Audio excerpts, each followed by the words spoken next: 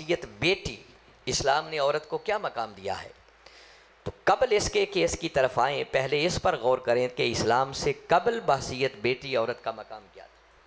میں نے ایک جملہ شروع میں بولا ہے کہ اسلام سے قبل بیٹی ہونے کے اعتبار سے عورت کی صورتحال یہ تھی کہ اگر کسی کے گھر بیٹی پیدا ہو جاتی تو ناگوار گزرنا تو چھوٹی بات ہے، وہ بد نصیب لوگ اپنی بچیوں کو زندہ ہی درگور کر دیا کرتے، اور اللہ نے اس بات کا ذکر خود قرآن میں کیا۔ سورہ نحل قرآن پاک کا 16واں سورہ ہے، اس کی آیت نمبر 58 اور 59 کو کبھی پڑھیں۔ فرمایا وَإِذَا بُشِّرَ أَحَدُهُمْ بِالْأُنْثَىٰ ظَلَّ وَجْهُهُ مُسْوَدًّا وَهُوَ كَظِيمٌ، فرمایا جب ان میں سے کسی کو یہ خبر دی جاتی کہ اس کے گھر بیٹی پیدا ہو گئی ہے تو بیٹی کے پیدا ہونے کی خبر سنتے ہی ظَلَّ وَجْهُهُ مُسْوَدًّا، تو اس کے چہرے پر سیاہی چھا جاتی، وَهُوَ كَظِيمٌ، اور وہ اندر ہی اندر غصے سے بھر جاتا۔ اور اگلی آیت میں فرمایا یَتَوَارَىٰ مِنَ الْقَوْمِ مِنْ سُوءٍ مَا بُشِّرَ بِهِ، اور اس خبر کے باعث جو اسے دی گئی تھی کہ اس کے گھر بیٹی پیدا ہو گئی ہے، یہ خبر سن کر اب وہ قوم سے لوگوں سے اپنا منہ چھپاتا پھرتا کہ کیا منہ دکھاؤں گا، میرے گھر بیٹی پیدا ہو گئی ہے، اور پھر سوچتا پھرتا أَيُمْسِكُهُ عَلَىٰ هُونٍ أَمْ يَدُسُّهُ فِي التُّرَابِ، کہ اب دو ہی صورتیں ہیں، یا تو اس بچی کو زندہ رکھ کر ساری زندگی ذلت کے ساتھ گزار دوں، ام یدسہ فی التراب، یا پھر زندہ ہی اسے مٹی میں دفن کر دوں۔ اور وہ زندہ بچیوں کو درگور کر دیا کرتے تھے۔ یہ اسلام سے قبل عورت کی صورتحال تھی بحیثیت بیٹی، مگر جیسے ہی اسلام آیا، ہمارے آقا صلی اللہ علیہ وسلم تشریف لائے، اللہ رب العزت نے قرآن کی آیتیں نازل کر کے اس کبھی رسم کا خاتمہ یوں کیا، فرمایا وَإِذَا الْمَوْعُودَةُ سُئِلَتْ بِأَيِّ ذَنبٍ قُتِلَتْ، فرمایا لوگو ڈرو اس دن سے جس دن زندہ درگور ہونے والی سے پوچھا جائے گا کہ بیٹی بتا کس جرم کی پاداش میں تیرے ظالم باپ نے تجھے زندہ درگور کر دیا تھا۔ فرمایا اس دن کیا اللہ کو جواب دے، اور تاجدار کائنات صلی اللہ علیہ وسلم نے اپنے اس فرمان کے ذریعے بیٹی کے مقام و مرتبہ کو واضح کر دیا۔ فرمایا البنون نعمت والبنات رحمت، فرمایا لوگوں سن لو، اگر بیٹے خدا کی نعمت ہیں تو بیٹیاں خدا کی رحمت ہیں۔ ہمارے آقا نے بیٹی کو خدا کی رحمت قرار دے کر بیٹی کے مقام و مرتبہ کو واضح کر دیا۔ آج 14 صدیاں بیت گئیں اسلام کو، اور ہم پاکستان جیسے ملک میں رہتے ہیں، مگر آج بھی صورتحال یہ ہے کہ ہمیں جو خوشی بیٹے کے پیدا ہونے پر ہوتی ہے وہ بیٹی کے پیدا ہونے پر نہیں ہوتی۔ اس کبھی رسم کے جراثیم آج بھی ہمارے اندر موجود ہیں۔ ہم جو اہمیت بیٹوں کو دیتے ہیں شاید بیٹیوں کو نہیں دیتے۔ تحائف کی تقسیم میں بیٹوں کو اچھی چیز دیتے ہیں، بیٹیوں کو کم تر دیتے ہیں۔ اور میں گھروں کے اندر دیکھتا ہوں بسا اوقات آلو گوشت پک جائے نا تو کہتے ہیں بوٹیاں بوٹیاں بیٹوں کو دے دو، بیٹیوں کو خالی آلو ہی کھلا دو۔ یہ ظلم ہے، زیادتی ہے۔ بیٹی کو آر سمجھنے والے، بیٹی کو کم تر سمجھنے والے، بیٹی کو بوجھ سمجھنے والے سنیں، میرے آقا صلی اللہ علیہ وسلم نے ارشاد فرمایا کہ جس خوش نصیب کو اللہ نے 3 بیٹیاں عطا کی، یا فرمایا 2 بیٹیاں عطا کی، اور وہ باپ اپنی ان بیٹیوں سے حسن سلوک سے پیش آتا رہا، تو فرمایا وہ خوش نصیب باپ جنت میں میرے ساتھ یوں ہوگا جیسے ہاتھ کی 2 انگلیاں ہوتی۔ یہ بیٹیاں جنت میں جانے کا اور آقا کی صحبت اور سنگت کا ذریعہ بن جائیں گی۔ یہ بہت سی روایات ہیں، میں خلاصہ صرف بتا رہا ہوں۔ کسی ایک موقع پر ایک صحابی نے کھڑے ہو کے اس بات کے بعد عرض کی، پوچھا کہ آقا اگر اللہ نے کسی کو ایک ہی بیٹی دی ہو؟ تو میرے آقا نے فرمایا جس کو ایک بیٹی دی اور وہ اسی سے حسن سلوک سے پیش آتا رہا، اچھی تعلیم و تربیت کی، تو وہ ایک بیٹی سے حسن سلوک سے پیش آنے والا باپ وہ بھی جنت میں میرے ساتھ اسی طرح ہوگا جیسے ہاتھ کی 2 انگلیاں ہوتی ہیں۔ یہ بیٹی کے مقام و مرتبہ کو اسلام واضح کر رہا ہے۔ یہ جو تحائف کی تقسیم میں ہم فرق کرتے ہیں، میرے آقا صلی اللہ علیہ وسلم نے فرمایا کہ اپنی اولادوں میں تحائف کی تقسیم میں برابری کیا کرو، اور یہاں پر اکتفا نہیں کیا، آگے فرمایا اگر میں کسی کو کسی پر فضیلت دیتا تو بیٹیوں کو بیٹوں پر فضیلت دیتا۔ جس نبی کا کلمہ پڑھتے ہیں یہ ان کا فرمان سنا رہا ہوں۔ بیٹی کے مقام کو اور اہمیت کو سمجھنا ہو تو کبھی سوچیں، غور کریں کہ اگر بیٹی کو گھٹیا چیز ہوتی، ناقص شے ہوتی، تو اللہ کسی نبی کو بیٹی عطا ہی نہ کرتا۔ حتیٰ کہ ایسے ایسے انبیاء گزرے ہیں جن کو اللہ نے بیٹا دیا ہی کوئی نہیں، صرف بیٹیاں عطا کی۔ حضرت لوط علیہ السلام، ان کی صرف بیٹیاں تھیں، بیٹا کوئی نہیں تھا۔ اور ہمارے آقا صلی اللہ علیہ وسلم، اللہ نے آپ کو ایک نہیں، دو نہیں، تین نہیں، بلکہ پوری 4 بیٹیاں عطا فرمائیں۔ اور بیٹی کے اس مقام کو سمجھنا ہو تو جب کسی نادان نے میرے آقا صلی اللہ علیہ وسلم کو ابتر ہونے کا طعنہ دیا کہ ان کے بیٹے بچپن میں وصال کر گئے، اب یہ نسل ختم ہو جائے گی، معاذ اللہ ابتر ہیں، تو اللہ رب العزت نے سورہ کوثر کی آیات نازل فرمائی اور اپنے محبوب سے مخاطب ہو کر فرمایا اِنَّا أَعْطَيْنَا کل کوثر، فرمایا محبوب یہ بدبخت آپ کو ابتر ہونے کا طعنہ دیتا ہے، پریشان ہونے کی ضرورت نہیں، بے شک ہم نے آپ کو فاطمہ کی شکل میں ایسی کوثر عطا کر دی ہے کہ اب رہتی دنیا تک تیری نسل ختم نہیں ہو سکتی۔ یہ مقام احسان ہے، اور اس انداز میں باری تعالیٰ کا اپنے محبوب سے بات کرنا یہ بتا رہا ہے کہ سیدہ کائنات کی کتنی اہمیت ہے اللہ کے یہاں۔ بیٹی کا مقام و مرتبہ کیا؟ بیٹی کے اس مقام و مرتبہ کو سمجھنا ہو تو تاجدار کائنات صلی اللہ علیہ وسلم نے اپنے طرز عمل سے ہمیں بتایا کہ بیٹیوں سے کیسے حسن سلوک سے پیش آتے ہیں۔ احادیث کی کتابیں بھری ہوئی ہیں۔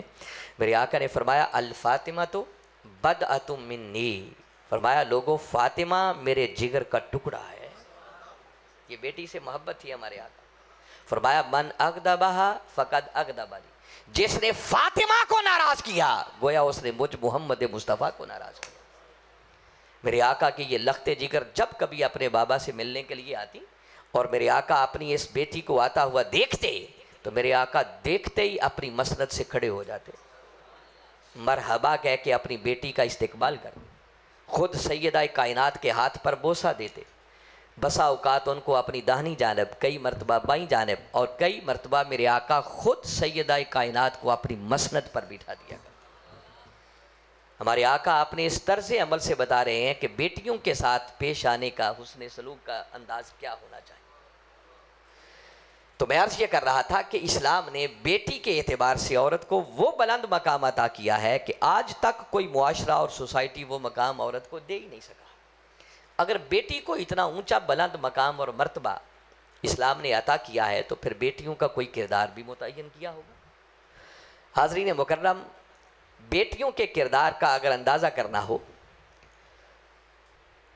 تو جب میں نے آپ کو بتایا کہ آقا کا فرمان ہے کہ آپ نے بیٹی کو اللہ کی رحمت بنایا، والدین کے لیے رحمت قرار دیا، تو آقا کے اس فرمان کی روشنی میں بیٹیوں کا پہلا کردار ہی یہ بنتا ہے کہ بیٹیاں اپنی سیرت میں، کردار میں، اپنے انداز میں، طور اتوار میں، اپنے اخلاق میں اتنی سنور جائیں کہ وہ جہاں جائیں ان کی وجہ سے والدین کا سر فخر سے بلند ہونا چاہیے، کبھی شرمندگی کا سامنا نہیں کرنا چاہیے۔ یہ ہماری مائیں بہنیں بیٹیاں سنیں اس بات کو۔ بیٹی کو ہمیشہ والدین کے لیے پھر رحمت بننا چاہیے، کبھی زحمت نہیں بننا چاہیے۔ آپ قرآن کو پڑھتے ہیں، باری تعالیٰ نے جب والدین کا ذکر کیا تو ہر جگہ فرمایا وَبِالْوَالِدَيْنِ احسانًا، والدین کے ساتھ احسان کرنے کی بات ہے۔ اس میں جہاں باپ کی بات ہے وہاں ماں بھی آ گئی، دونوں شامل ہیں کہ والدین کے ساتھ احسان کرنا ہے۔ میں صرف ایک مقام اور اس کی بھی صرف ایک شق آپ کو بتاتا ہوں کہ کس احسان کا تقاضا کیا جاتا ہے، اور پھر بیٹیوں کو سوچنا چاہیے کہ ہمیں اپنے والدین سے کیسے پیش آنا ہے۔ سورہ بنی اسرائیل قرآن پاک کا 17واں سورہ ہے اور اس کی آیت نمبر 23 کو کبھی پڑھے۔ باری تعالیٰ نے ارشاد فرمایا وَقَضَىٰ رَبُّكَ أَلَّا تَعْبُدُوا إِلَّا إِيَّاهُ وَبِالْوَالِدَيْنِ احسانا، فرمایا بندے تیرے رب نے قطعی طور پر یہ فیصلہ کر دیا۔ یہ قضا کا لفظ بڑی اہمیت کا حامل ہے، یہ بڑا کم استعمال ہوا ہے۔ قضا اس فیصلے کو کہتے ہیں جس پر نظر ثانی کی بھی کوئی گنجائش نہ ہو، اٹل فیصلہ جس میں کوئی اف اور بٹ کی گنجائش نہ ہو، کوئی اگر مگر کی گنجائش نہ ہو۔ فرمایا وَقَضَىٰ رَبُّكَ، بندے تیرے رب نے یہ اٹل فیصلہ کر دیا ہے کیا؟ اللہ تعبدوا الا ایاہ، کہ اس کے سوا کسی اور کی عبادت نہیں ہوگی۔ اب مجھے بتائیں یہ جو اللہ کے سوا کسی اور کی عبادت نہ ہونے کی بات ہے، اس پر نظر ثانی کی گنجائش ہے؟ کوئی اشارتاً کنایتاً کسی کی عبادت کی گنجائش نکل سکتی ہے؟ کوئی ایف اور بٹ اور اگر مگر کی گنجائش ہے؟ ایک اٹل فیصلہ ہے، قطعی فیصلہ ہے کہ اللہ کے سوا کسی اور کی عبادت، سیم اسی کے ساتھ جوڑ کے آگے فرمایا وَبِالْوَالِدَيْنِ احسانا، فرمایا بندے اسی طرح تیرے رب نے قطعی طور پر فیصلہ کر دیا ہے کہ والدین کے ساتھ احسان سے کم درجے کی نیکی نہیں چاہیے۔ اس میں بھی کسی ایف اور بٹ کی گنجائش نہیں ہے۔ یہ ایک الگ سبجیکٹ ہے جس پر گھنٹوں گفتگو ہو سکتی ہے کہ احسان کیا ہوتا ہے، مگر میں نے عرض کیا کہ اس وقت میں صرف اس سورہ بنی اسرائیل کی آیت کی صرف ایک شق بتاتا ہوں جو باری تعالیٰ نے احسان کو ڈیفائن کیا۔ احسان کیا ہے؟ آگے فرمایا اما یبلغن عندک الکبر احدہما او کلاہما فلا تقل لہما اف، فرمایا اگر والدین میں سے کوئی ایک یا دونوں بڑھاپے کی عمر کو پہنچ جائیں، اور یہ جو کلمات ہیں نا عندک، اور بندے پھر وہ تیرے رحم و کرم پر ہو۔ کبھی اولاد والدین کے رحم و کرم پر ہوتی ہے اور کبھی حالات ایسا پلٹا کھاتے ہیں کہ پھر والدین اولاد کے رحم و کرم پر آ جاتے ہیں۔ اور کبر اور بڑھاپے کی قید لگا کے کہا کہ جب والدین بوڑھے ہو جائیں، پھر بیمار ہو جائیں، کبھی فالج ہو جاتا ہے، وہ اٹھنے کے قابل نہیں رہتے، چلنے پھرنے کے قابل نہیں رہتے، کھانے پینے کے قابل نہیں رہتے، رفع حاجت کے قابل نہیں رہتے، پھر اولاد کو ان کو واش روم لے جانا پڑتا ہے، ان کو صاف کرنا پڑتا ہے۔ تو باری تعالیٰ فرما رہے ہیں کہ بندے اگر کیفیت یہ ہو اس بڑھاپے کی عمر میں والدین پہنچ جائیں اور تجھے ان کو واش روم لے جا کر صاف بھی کرنا پڑے، تو یہ ایسا عمل ہے جب فطری طور پر بندے کو گھن آتی ہے اور لا محالہ اس کی زبان سے نکلتا ہے اوف، کس مصیبت میں پھنس گیا۔ اور مفسرین نے اس اوف کا ترجمہ کیا ہے، جیسے ہم اپنی زبان میں کہتے ہیں نا اوں ہوں، یہ مفسرین نے ترجمہ لکھا ہے اوف کا۔ بندہ ناگواری کے عالم میں کہتا ہے کہ کس مصیبت میں پھنس گیا، فرمایا خبردار بندے تیرے والدین بوڑھے ہو جائیں، تجھے واش روم لے جا کے صاف بھی کرنا پڑے، تو فرمایا ایسی صورتحال میں بھی تمہیں اف تک کہنے کی بھی اجازت نہیں ہے۔ تو سوچیں وہ خدا جو والدین کو اف تک کہنے کی اجازت نہیں دیتا، وہ اس سے بڑی بے ادبی اور گستاخی کی اجازت کیسے دے سکتا ہے؟ اور آج بچی 4 جماعتیں پڑھ جائے وہ بوڑھی ماں کو خاطر میں نہیں لاتی۔ بیٹا کوئی 2 ڈگریاں لے لے تو وہ کہتا ہے یہ بوڑھا جاہل باپ، اس کو کیا خبر دنیا کہاں پہنچ گئی۔ ارے اولاد جن بلندیوں پر بھی چلی جائے وہ والدین کے پاؤں کی خاک کے برابر بھی نہیں ہو سکتی۔ اس لیے بیٹیوں کو بالخصوص اور بیٹے بھی اللہ نے سب کو متوجہ کر کے یہ کہا ہمیشہ والدین کے لیے ان کو پیکر ادب بن کر رہنا ہوگا۔ جب بھی ان کی زبان کھلے تو ان کی زبان سے ایسا کلمہ نکلے، ایسی بات نکلے جس سے والدین کی عزت اور تکریم جھلکتی ہو۔ وہ والدین کے لیے بچھ بچھ جائیں، اچھی بیٹیاں وہ ہوتی ہیں۔ اپنی عاجزی اور انکساری کے بازو پھیلائے رکھیں اور ہر وقت والدین کے لیے دعا گو رہیں کہ مولا میرے والدین پر رحم فرما جس طرح انہوں نے بچپن میں مجھ پر رحم فرمایا۔ یہ اچھی بیٹیوں کی اولاد کی خوبی ہے۔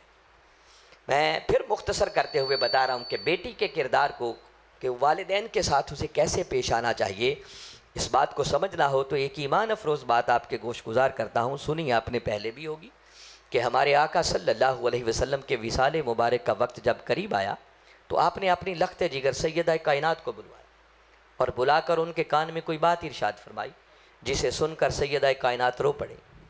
پھر آپ نے کوئی دوسری بات ارشاد فرمائی جسے سن کر وہ مسکرانے لگے۔ وقت گزر گیا، بعد میں کسی نے پوچھا کہ سیدہ کائنات پہلے روئی کیوں اور بعد میں مسکرائی؟ تو آپ فرمانے لگیں کہ روئی اس لیے تھی کہ پہلے میرے بابا نے مجھے اپنی جدائی کی خبر دی اور فرمایا کہ فاطمہ میں اس دنیا سے پردہ کرنے والا۔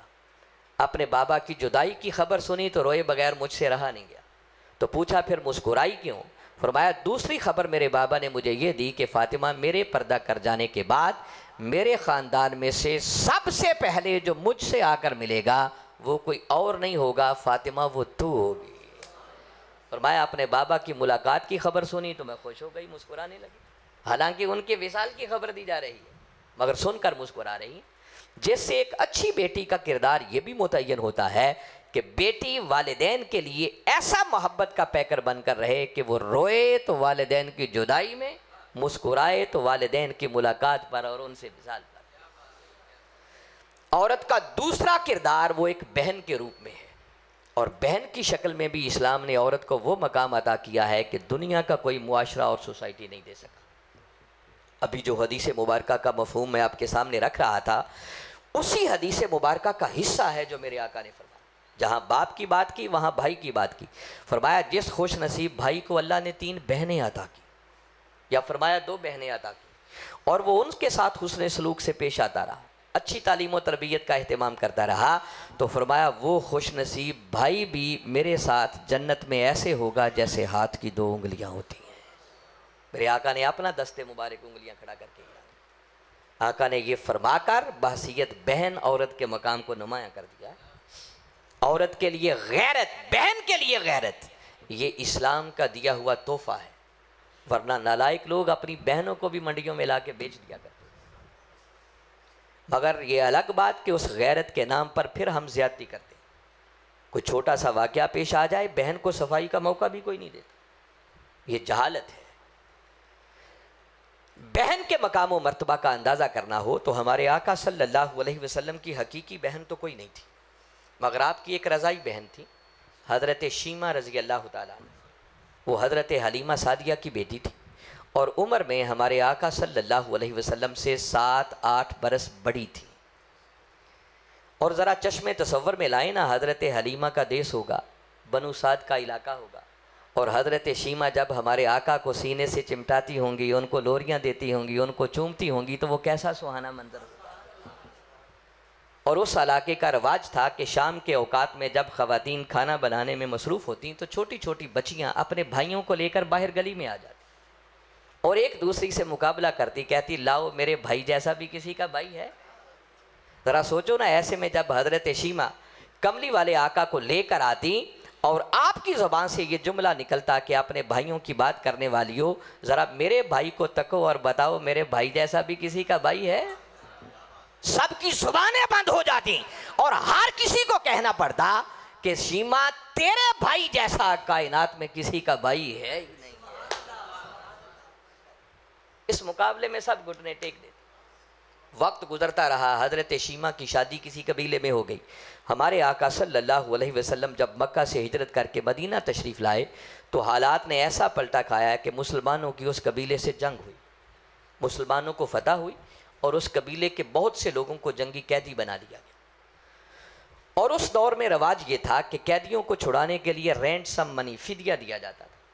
قبیلے کے لوگوں نے رقم جمع کرنی شروع کی، کرتے کرتے وہ حضرت شیمہ کے پاس بھی آئے۔ جب ان سے تقاضا کیا تو انہوں نے پوچھا کہ اس رقم کولیکٹ کرنے کا مقصد، تو کسی کی زبان سے نام بھی نکل گیا کہ محمد صلی اللہ علیہ وسلم نے ہمارے لوگوں کو قیدی کر لیا ہے، ان کو چھڑانے کے لیے رقم جمع کر رہے ہیں۔ بس کملی والے آقا صلی اللہ علیہ وسلم کا نام سننا تھا کہ حضرت شیمہ کی آنکھوں میں چمک آ گئی۔ فرمانے لگیں کہ فنڈ کولیکشن چھوڑو، اس کی ضرورت نہیں ہے، بس مجھے لے چلو، میں تمہارے سارے قیدی چھڑوا دیتی ہوں۔ اب قبیلے کے لوگ حضرت شیمہ کو لے کر آ گئے۔ مدنی دور ہے، آقا کا خیمہ ہے، صحابہ کرام ننگی تلواریں لے کر پہرا دے رہے ہیں، اور حضرت شیمہ بڑے اعتماد کے ساتھ آگے بڑھتی چلی جا رہی۔ ایسے میں کسی صحابی نے آواز دے کر روکا کہ خاتون کدھر جا رہی ہے، معلوم نہیں؟ آگے کوچہ رسول آ رہا ہے، آقا کا نوری خیمہ آ رہا ہے۔ مگر حضرت شیمہ نے بڑے پورے اعتماد لہجے میں جواب دیا کہ نبی کی بات کرنے والوں، شاید تمہیں معلوم نہیں ہے میں کوئی عام خاتون نہیں ہوں۔ جس نبی کا کلمہ پڑھتے ہو مجھے اللہ نے اس نبی کی باجی بننے کا شرف ادا کیا۔ بس یہ سننا تھا، تلواریں سر نگوں ہو گئیں، نگاہیں جھک گئیں، اور آقا کو خبر دی گئی کہ آقا کوئی خاتون آئی ہے جو بہن ہونے کا دعویٰ کر رہی ہے۔ میرے آقا نے فرمایا ان کو اندر لایا جائے۔ بس جیسے ہی خیمے میں داخل ہوئیں تو آقا دیکھتے ہی پہچان گئے۔ وہ بچپن کی ساری یادیں تو فریش ہو گئی ہوں گی نا، اور چشم فلک نے وہ منظر دیکھا کہ ہمارے آقا صلی اللہ علیہ وسلم نے نہ صرف کھڑے ہو کر اپنی بہن کا ویلکم کیا، بلکہ ان کی عزت اور احترام کے لیے آقا نے اپنی کملی مبارک بھی بچھا دی۔ پوچھا بہن کیسے آنا ہوا؟ عرض کرنے لگیں کہ اپنے قیدیوں کو چھڑانے کے لیے آئی۔ آپ فرمانے لگے زحمت کی، آپ محض پیغام بھیج دی، میں سارے ہی چھوڑ دیتے۔ اب یہ بڑا فیصلہ تھا، اور ایسا کوئی فیصلہ میرے آقا مشاورت کے بغیر نہیں کرتے تھے۔ کونین کے مالک تھے، جو چاہتے کر سکتے تھے، مگر مشورہ کیا کرتے تھے۔ مگر اس دن بہن کی ڈیمانڈ پر میرے آقا نے کسی سے مشورہ ہی نہیں کیا، وہیں بیٹھے بیٹھے سارے قیدیوں کی رہائی کا حکم جاری فرما دیا۔ اور چشم فلک نے پھر دیکھا کہ میرے آقا نے اپنی اس بہن کو کئی اونٹ تحائف کے لاد کر روانہ کیا۔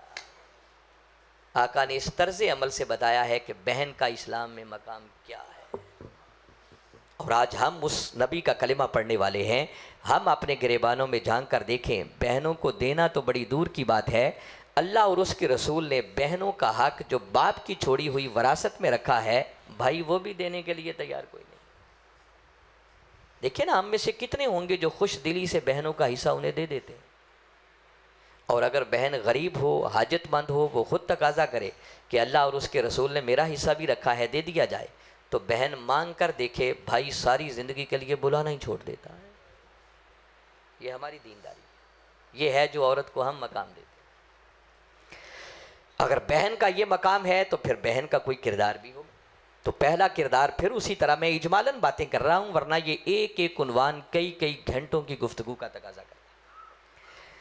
اگر بہنوں سے حسن سلوک سے پیش آنے پر میرے آقا اس بھائی کو جنت میں اپنی سنگت عطا کریں گے، تو پھر بہنوں کو بھی اپنی سیرت میں، کردار میں، اخلاق میں، اطوار میں اتنا سنور جانا چاہیے کہ جہاں جائیں ان کی وجہ سے بھائیوں کا سر بھی فخر سے بلند ہونا چاہیے، انہیں شرمندگی کا سامنا نہ کرنا پڑے۔ وہ گھر کی چار دیواری ہو، وہ کسی سکول، کالج، یونیورسٹی کا ماحول ہو، بازار کی شاپنگ ہو، یا حتیٰ کہ وہ سسرال چلی جائے، ہر جگہ پر ان کی سیرت اور کردار ایسا ہو کہ والدین اور بھائیوں کا سر فخر سے بلند ہو جائے۔ اگر بہنیں اپنا رول پلے کرنے پر آ جائیں نا تو بڑے بڑے منہ زور بھائیوں کی تقدیر بدل کے رکھ دیتی۔ وہ ایک بہن ہی تھی نا جو عمر فاروق کی تقدیر بدلنے کا سبب بن گئی تھی۔ وہ تو ننگی تلوار لے کے جا رہے تھے نا، کوئی راستے میں ملا، پوچھا عمر کدھر جا رہے ہیں؟ کہنے لگے معاذ اللہ، اسلام اور بانی اسلام کا خاتمہ کرنے جا رہا۔ وہ کہنے لگے عمر پہلے اپنے گھر کی تو خبر لے لو، تمہاری بہن اور بہنوئی اسلام لا چکے۔ عمر وہیں سے پلٹے، بہن کے دروازے پر پہنچے، اندر سے قرآن پڑھے جانے کی آواز آ رہی تھی۔ دروازہ کھلا، عمر نے جاتے ہی مارنا پیٹنا شروع کر دیا۔ جب مار مار کے تھک گئے اور پھر بھی بہن کی استقامت دیکھی اور ان کی زبان سے سنا کہ عمر مار مار کے جان بھی نکال دو لیکن محمد عربی کا دین ہماری روحوں سے نہیں نکل سکتا، تلوار گر گئی، دل پسیج گیا۔ عرض کرنے لگے اچھا بہن ذرا سناؤ تو صحیح، تم کیا پڑھ رہی تھی؟ بس بہن کی زبان سے قرآن کی آیات کی تلاوت سننا تھی کہ عمر فاروق کی تقدیر بدل گئی۔ وہ جو قتل کرنے آئے تھے خود محمد مصطفیٰ کی نگاہوں کا شکار ہو گئے اور عرض کرنے لگے عمر کو پکڑو، آقا کی بارگاہ اقدس میں لے چلو تاکہ کلمہ پڑھ کے دائرہ اسلام میں داخل ہو جائے۔ بہن کو کیسا وفادار ہونا چاہیے اس کی تفصیل میں جانے کا وقت نہیں ہے، صرف اشارہ کر رہا ہوں۔ بہن کی وفاداری کا منظر دیکھنا ہو تو میدان کربلا میں حضرت سیدہ زینب رضی اللہ تعالیٰ عنہ کا کردار ہمارے لیے مشعل راہ ہے۔